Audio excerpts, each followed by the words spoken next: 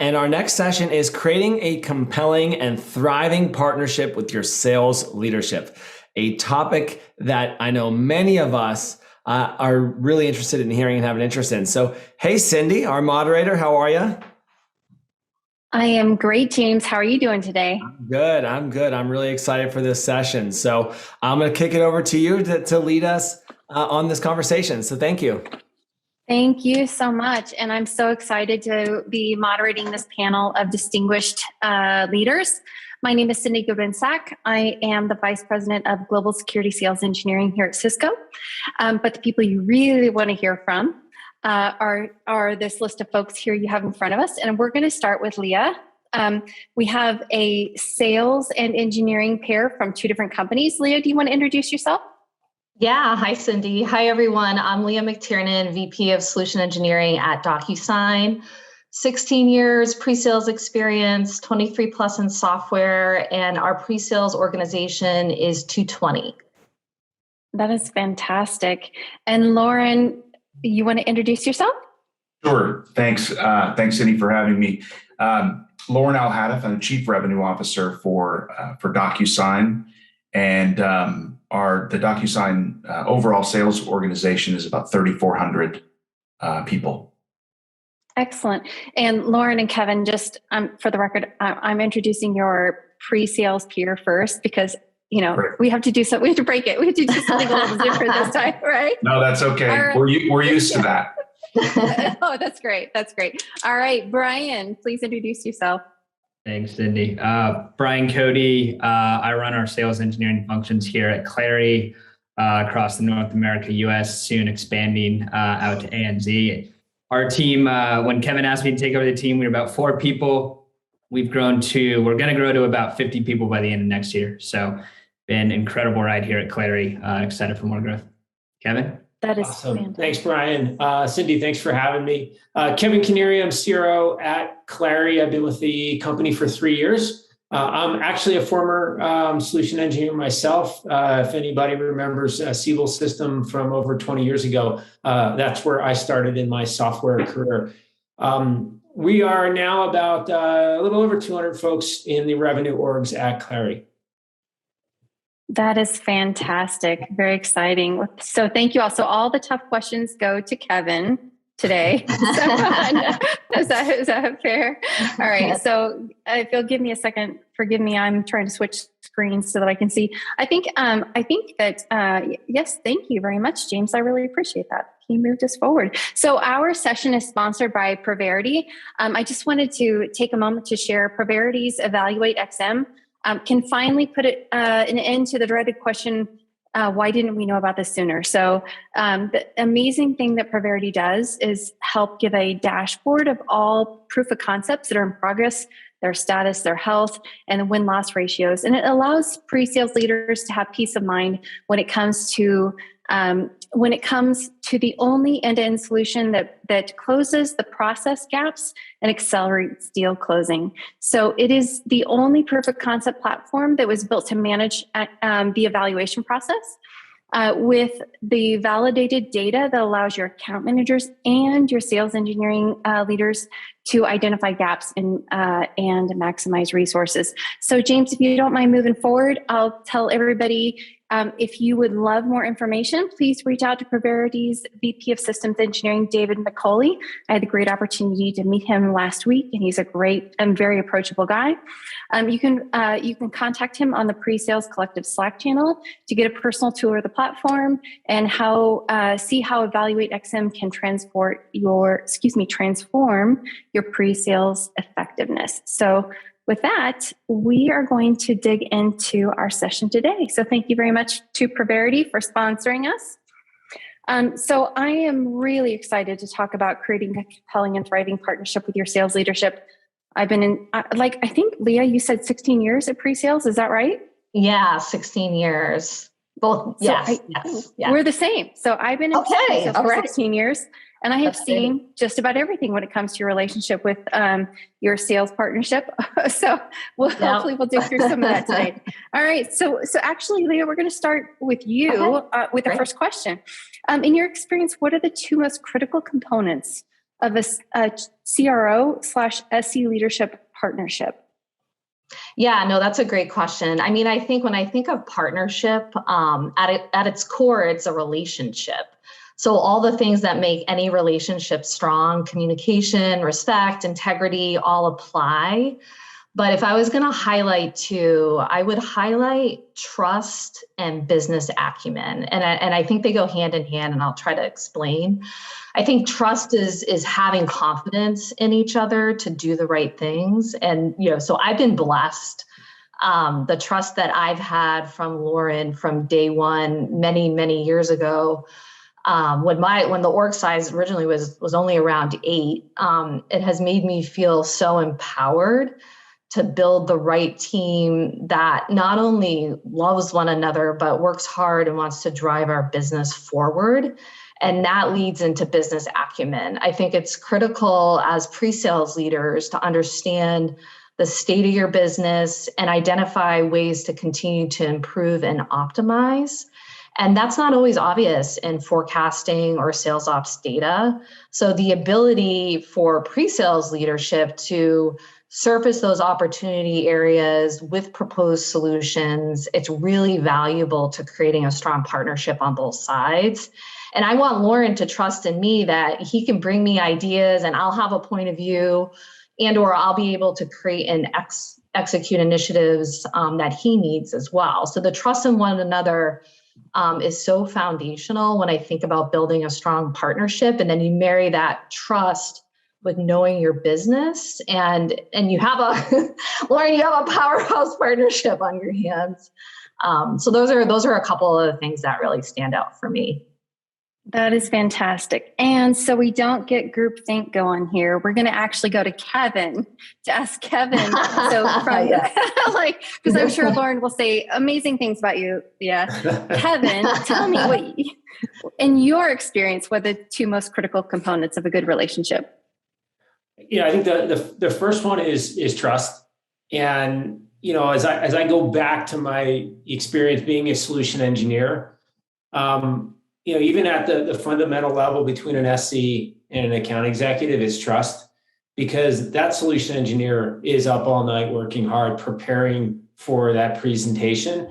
And quite honestly, if the sales side doesn't respect that and doesn't value that, then we have a gap. So for me, it all starts with trust. I think the second thing that I really like to see out of the solution engineering team is that they've got a pulse on the business, right? There's one angle, which is what we're hearing from the sales organization, but there's also what we're hearing from those that are really intimately involved with the customer, either pre or post sales. And so I value that other signal, right? That technical signal, that detailed signal, which in many cases is to me, a different and more intuitive signal to the deal. That's great. That's great. Okay. So you both mentioned trust. So trust can often be grounded in expectations, right? So whether or not we trust each other sometimes exists within our expectations of each other. So Brian, I'm going to ask you first. What are your expectations of Kevin? Yeah, so I kind of thought about this from both sides in preparing for this. We're partners in how we execute on go-to-market, right? We both have the same goals. I'm aligned exactly to Kevin in that. And so at the end of the day, we need each other to win deals here at Clarity. And when I was at Salesforce, in a very similar way. So one, the way I thought about it is like guidance, and that's bi-directional, right? So Kevin's going to provide me guidance, and he's going to trust me to go figure out what that means and how to go execute against that. And I'm also going to give him guidance. And just to use an example of what we implemented here at Clarity fairly early on when Kevin took over, we implemented what we call solution fit. And we knew that we could do more for our customers as we go and implement and deploy Clarity and as we expand the value for them. And so that meant being more rigorous about how we went and executed in our selling cycles and what we needed to understand. And now I get to come back to Kevin. We just had a CRO offsite. It was the first time I've seen him in 2 years, which is great. But I told him, hey, look, we're doing Solution Fit 2.0. He's like, what's that? You haven't even told me about that. And I kind of listed off a few reasons of why we're doing it. He's like, oh yeah, great. Makes sense. So it's great to give that sort of bi-directional guidance. And again, you'll probably hear trust a ton in this session right now. When Kevin joined us, we didn't really want to do trials or POVs. We had done that when I joined Clarity. We were doing trials for pretty much every single deal. And so that's kind of how we started when he joined. And I was actually like, hey, look at the data. The data is telling us something different. We actually have a very specific way of running proof of values that allows us to speed up deal cycles and win more. You were right, Brian. I came back to him with data and I was like, our perspective is actually a little bit wrong here. And so he trusted me with that. And we've seen, a lot of positive impacts from that. And one aside, James, I'll send you this article, but everybody should read the Templeton compression. Don Templeton, really great article. One of our big takeaways and how we've kind of gone to market thinking about POVs in that sense. And then I'd say the last thing, is we appreciate how we see deals from different lenses. And that's exactly what Kevin was just alluding to. And so really allows us to maximize the impact across the entire org, especially as we work on enablement, product, everything to make Clarity better. That's awesome. That is fantastic. And hopefully, I haven't asked James this, but hopefully there's a list of resources because I'm sure there's a ton being thrown out here. So hopefully we're creating one. All right, Loren, how about you? What are your expectations of each other? Yeah. So right. I know we said, you guys can hear me okay? Yep. All good. Great. I know we said we were going to be talking about trust a lot. And I would say that is also on the top of my list. And I think part of that has to do with, the proximity to the teams and the sales cycles, but part of it also has a lot to do with the, how a senior SE leader integrates themselves into the other pockets of the business. So we think about them very much as a member of the field team, and they're respected as such. But they play such an interesting role in that they're also very plugged into product and engineering. They're plugged into operations. They're plugged into customer success. And so I think there's a lot of trust there in terms of, in my case, Leah, representing the field point of view appropriately and accurately. And I think there's a lot of trust that sits there. Another one is intelligence. And by intelligence, I mean around the current state of the business, around the sales cycles that we have, around the deals that we have, around the forecasts that we have. And so think about intelligence as a very clean, crisp, and accurate understanding of current state. And I can tell you, I lean on Leah all the time where I'll reach out to her and ask for a point of view. And again, it goes back to my earlier point in that her point of view is going to be fundamentally unique because of the role in which she plays inside of the business. It won't be biased like a potential sales executive's view might be based on their deals or their pipeline. It won't be biased in terms of a specific engineer resource that may be building a product that they've got a very strong view of, but maybe the field team feels differently or a customer or prospect may feel differently. And then the other one is innovation. And I think about innovation. We talked about, intelligence being current state. I think about innovation as being future state. So what are the things that we need to think about and or do differently to not only enhance our own process and integrate our teams in a more meaningful way, but how do we do that in a way that most positively impacts those that we're working with outside of the company, be it a partner, a customer, or a prospect? And I lean on Leah all the time for that, where she'll provide feedback on a specific product, a specific industry, how our go-to-market motion is or isn't working relative to the customer or buyer experience. So those are I sort of categorize it into three different areas. Those are the three areas in terms of expectation that I certainly look to Leah for regarding our relationship. This is great. So trust is key. I'll just tell you all, I'm working on my PhD and it's all about the trust between the seller and the expert. So it's a big deal. I think we can all agree upon that, right? All right. So there are quite a few questions already in the Slack channel. And so a very top of mind question for everyone is, what is the reporting structure for you guys? This is a common question in various organizations. So I think Leah, it's been a bit since I asked you, how does your reporting structure work? Do you report to? Yeah, I report directly to Loren. Yeah, and I'll say it's fantastic just to have a seat at the table, and just all of the things that Loren just went through, right? Like it's very important to be triangulating, my lens and view against the sales leaders, right? And I think that cultivates and actually helps our business significantly. Yeah. So I report to Loren, and I have reported to him for a long time. Yep. And all of your engineers report to you. Yeah. And then within, so just to go into a little bit more detail on how we're segmented. Yeah. So I report to Loren, and then the way our pre-sales organization is segmented aligns to the business. So we try to stay as lockstep as we can with our industry and sales leaders. So that could be broken down by, small, medium business all the way through enterprise. And then we have our tier 1 industries that are carved out.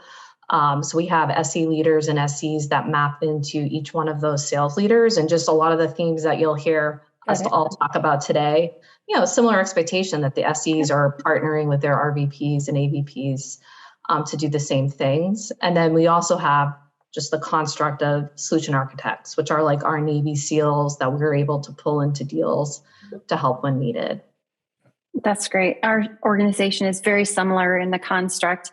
Kevin and Brian, I know you guys are going to grow quickly. Tell us currently how you're organized from a reporting structure perspective. Yeah, I can start there. So, well, just to embarrass Brian a little bit, when I started, Brian was running enablement. He was also helping with sales operations. He was also helping with the solution engineering team, and wearing many, many hats. And it's been amazing to watch Brian take on more and more responsibility over the last 3 years and really building out a world-class solution engineering org. Kevin, if I can jump in real quick, one learning for the org, so I wrote this down. When Kevin first started here, I just figured out how to make his life easier, taking on a bunch of different things like he just said. And that's been a key foundation. That's the secret sauce, Brian. That's the secret sauce. I learned that when I was a BDR at Salesforce. Just make people's lives easier and you get rewarded. So back to you. I'm forever grateful, Brian. We just did a little bit of a reorg on the Clary side, and we brought customer success, services, and support into the revenue org. And so with that, I did reorg a bit. Right now, Brian is reporting to our SVP, Holly Proctor, who runs all of the net new business globally for us. And that alignment is really helping Holly get off the speed quickly, and Brian's expertise and tentacles while I work to bring the orgs back together. And one of the things that's fun about Clary is we constantly evolve. But reporting structures are one thing, and impact are other things. Yeah. That's so great. I was actually just reporting to Kevin. We have this concept over here at Clary called focus capacity, and that's exactly aligned with allowing Kevin to focus his capacity on being a CRO, and then me to make the biggest impact for his org and driving new revenue, helping Holly get up to speed, and helping run expansion, new logos, all that good stuff. That's fantastic. That's great. Okay, so there are 2 questions that we got in the in Slack that are very similar, and they're about giving feedback. And so I think the question is, do you have formal channels in which your pre-sales folks give feedback to the sales folks, or Brian and Leah, that you give feedback, and how is it received? And I think, so before we start, and I've got to figure out the order of answering here because it's not on the sheet, but I think we should just take a moment to recognize that there are folks that really feel that they're challenged to give feedback. And so I think in a high trust organization, this isn't a challenge. So if we just recognize that for a moment, Loren, I'm going to come to you. I'm going to ask you, how do you receive feedback? And Brian, I'm going to come to you next. So Loren, how do you receive feedback from your pre-sale side? And do you think they feel open to contributing? Well, I mean, there you go. Leah just got up and left. She just left. I'm out. I was going to answer the question. Yeah, look, I think, again, I think it plays back into the trust. I'd like to believe that I've created an environment that's very open for folks to provide feedback. And as I mentioned earlier, the role that the unique role that an SE leader plays as a hub between all of these different pockets of the business. The reality is that I think if you're not receiving feedback, good, bad, or ugly, from your sales engineers or solution engineers, as a sales leader, you're really missing the mark. It's going to be pointed. It's going to be relevant. It's going to be informed from a lot of different points of view, uniquely so for that function. So, Leah and I have regular check-ins and one-on-ones, many of which she comes very prepared with a list of topics and things that she needs to cover. But I think there's also a part of that discussion that branches away from an agenda, and it can be the more relevant topics of what's going on. So I would say I don't think it's necessary that Leah calls me all the time and says, I got more feedback for you. But I think it's more around, is there a trusted relationship in that, where certain topics that are sort of current state of the business that come up, is there trust in the relationship where we can have that dialogue? And then in this case, Leah can say, hey, I'd love to give you some feedback and or things that you should consider doing more of, less of, and or differently. And I think I think we've got a really good cadence. And I would add, Leah's built an unbelievable team. I mean, sort of from a talent perspective, but also, just from a culture perspective. It's one of the teams that I think people really aspire to be a part of, or at least work with. And I feel very lucky to be able to not just connect with Leah, but also to connect with many of the members on her team, both frontline practitioners, but some of her really strong leaders, to touch base and see how things are working and things that we ought to be considering doing differently. So I think it's not just between Leah and myself. I think it's really about, how does a sales leader integrate with a broader solution engineering team at large? And that's proven to be really valuable for myself. That's fantastic. I really appreciate that, Loren. How about you, Brian? What do you think about sharing feedback? So we actually just formally announce a new process in which SEs and AEs can provide feedback directly to each other. And we're going to do that on a quarterly basis. We've done that in the past. We haven't operationalized it, but now we've gotten bought in across all of our leadership. So it's really exciting because it really just opens the door and creates a strong feedback culture. We've had a pretty good one overall, but now that we're operationalizing it, everybody's receptive to feedback from both sides. For my leaders, and for myself, I'd say there's one simple way to gauge how open you can be and how easy you can provide feedback to each other, which is, how comfortable do you feel just calling the sales leader or the SE leader, right? I know with some of my SE managers, they have trouble calling some of their sales leaders, and so we work on that consistently in their one-on-ones. But I feel great about calling Kevin at any point in the day. If you go look at his calendar, he's probably not going to answer. He's probably going to get back to you about 4 or 5 hours later, but I know he's always going to call me back. And I think that's just a good litmus test of how close you have that relationship and how easy it is to provide feedback. That's fantastic. I'm gonna ask one more, just based on that, Brian. I think this is I'm gonna go to Leah. So Leah, do your SE managers, do you think in general they feel really confident in calling their sales leaders? I've noticed this inside my company, that sometimes they don't feel confident. So tell me more about that at DocuSign. Sure. I think they do. And I think the culture that we've built with sales is, that we want to pick up. And I think, Brian, you alluded to this, we want to nip stuff in the bud and pick up the phone and talk it out. And a lot of things are situational, right? So we have some very formal feedback loops that we run as well. But I think when you're in the day-to-day, the best thing you can do is confront it, do so on the phone, even better in person. And that, because a lot of stuff doesn't always come out when you're in emails and texts or Slacks.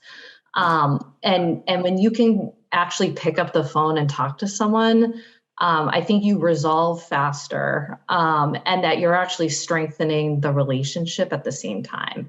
And so I think from the early days, Loren and I have both been at DocuSign for a long time. We established that and have just tried to continue to cultivate that. That's great. And so I'm going to ask you as well, Kevin. So this is about the same thing, and having an SE leader call you. Kevin, I'll be vulnerable. My very first time I became an SEM, I was afraid to call the RM. He was part of the interview process. I was afraid to call the guy. And so tell me about your experience about getting phone calls or getting, having them reach out and give you feedback. What do you think about that, Kevin? One, I love that. First, I'm probably the only one didn't notice that the backgrounds had individual names on them. So I found mine. Whoever's I had up, I apologize. I guess my leadership style is that at the end of the day, the individual contributor is the most important person in their role in moving the customer forward and moving the prospect forward. And so I want to hear from all of our individual contributors. My job is really to listen and make theirs easier. So I really do cherish calls that come in from all levels of the company. As Brian said, I may not get back when you call, but I will get back that day. It's super important. So those inbounds with something to share, I usually find are some of the most valuable calls. That's fantastic. All right. So I believe we're running out of time. I did want to say thank you to all. There are a couple of more really deep questions. I think this dialogue could have been significantly longer. I tell you what, James tells me we have time for one more. So we're going to fit this in. We can do this. All right. So we can do this. All right. I'm trying to pick the best. All right. For our sales leaders, Loren, Kevin, for your SE leaders or your pre-sales leaders to partner with, what's the one contact outside your organization that they think is most impactful for them to connect with? I know, tough question. Loren, you look like you're ready. That's important. Yeah, go ahead. Yeah, I was going to say head of product. Oh, all right, very good. Yeah, you, Loren? I was going to say the same, and I probably saw in my face as I sort of thought differently about that. I think it actually has a lot to do with the organizational design of the company that you're working within. But I think generally and more broadly speaking, I would say it's the head of product / engineering. I said, I think there's that very unique role that the SE leader plays, and they hear what the field is saying, they hear what the customers are saying, they hear what the customer success team is saying. They largely have a fairly unbiased opinion about what is needed to be done. That is back to my point earlier around trusting that the SE leader is taking that point of view directly to that person that's developing the products and building a product roadmap. Critical. That is fantastic. I'm glad to hear you both call it out. And I would say, in my company, there's 20 heads of product. So think very carefully about which one to partner with. But I absolutely appreciate that. What I heard you all talk about today, I would say the number one thing that came up was trust between the sales leader and the pre-sales leader. And I would say, just for those that are watching, we didn't get into it, but trust takes time. It takes commitment. It takes mutual commitment. So if we have the opportunity, I know there are more questions both in the Q&A and also in our prep that we didn't get to. But I think there's a lot more that we could dig into and expand on this. With that, I want to tell everybody thank you so much for the time. And James, thank you for encouraging me to ask one more question. I appreciate that. Happy to push the envelope a little bit more. We're at 11:59 Central Time. So trying so hard to keep you on track, James. Hey, you guys kept us on track. Look at that. It's 10 o'clock Pacific time. Cindy, thanks for leading a great discussion. Kevin and Loren, thanks for coming and being on the hot seat with a couple hundred pre-sales professionals. We appreciate it. Kevin, thanks for giving Anshit a shout out with the background as well. We definitely appreciate it. And, what I get for being lazy and picking the first one. I have my glasses on and not see. There it is. And Brian and Leah, thank you both so much for all that you do with the Pre-Sales Collective, and love hearing the successes and the growth trajectory that you guys have had.